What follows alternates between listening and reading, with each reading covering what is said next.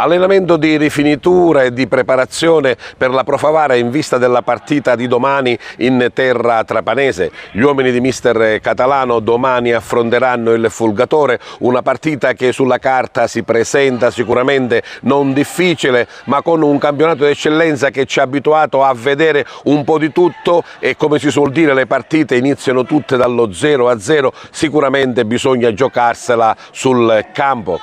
In questa settimana sicuramente mister Catalano ha cercato di ricomporre le file, di cercare di superare quelle che sono state le deficienze che abbiamo visto nelle scorse partite, ovvero una buona e ottima partenza che porta quasi sempre la Pro Favara al vantaggio, poi una specie di frenata con gli avversari che recuperano e in certi casi hanno anche superato. È proprio questo quello che bisogna aggiustare, la continuità in campo per cercare di chiudere subito le partite.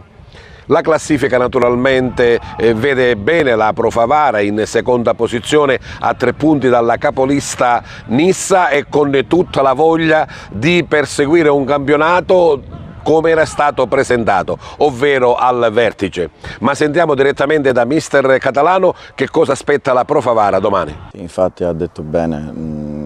non ci sono partite facili in questo campionato, lo sappiamo, anche perché andiamo a incontrare una squadra che viene da un periodo negativo e quindi avrà tanta voglia di rivalsa, ma noi dobbiamo essere abbastanza bravi e attenti a fare quello che sappiamo fare, perché sappiamo che abbiamo bisogno di mettere ancora punti in classifica per accorciare la classifica. Che settimana è stata? Una settimana di grande serenità, tranquillità, quando ci sono risultati positivi si lavora bene anche durante la settimana, i ragazzi stanno tutti bene,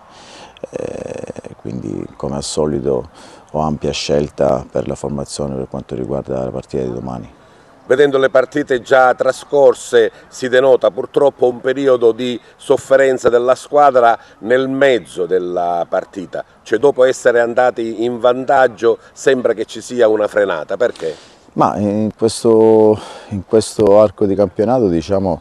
che è stata questa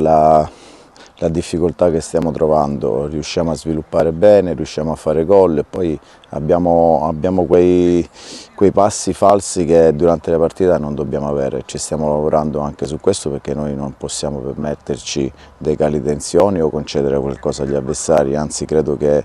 bisogna essere più bravi e più maturi a chiudere la partita nella prima frazione di gioco quando abbiamo le possibilità per farlo.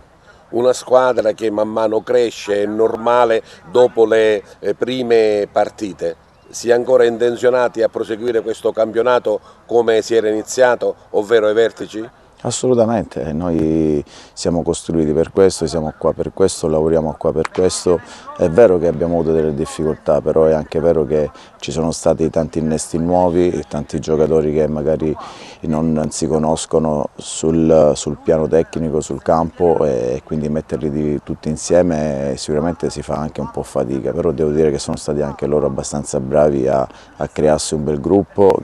a crearsi qualcosa di importante e credo che pian piano dall'inizio questa squadra sta crescendo abbastanza bene. Abbiamo superato credo un periodo di difficoltà e sono stati bravi anche loro in questo, perché è vero che non abbiamo avuto dei risultati positivi, però è anche vero che riuscivamo a giocare e a sviluppare delle situazioni importanti. Adesso spero che siamo usciti da questo momento di difficoltà, è anche vero che abbiamo avuto 2 o 3 risultati positivi, però bisogna continuare a fare bene perché bisogna dare continuità a quello che abbiamo fatto domenica.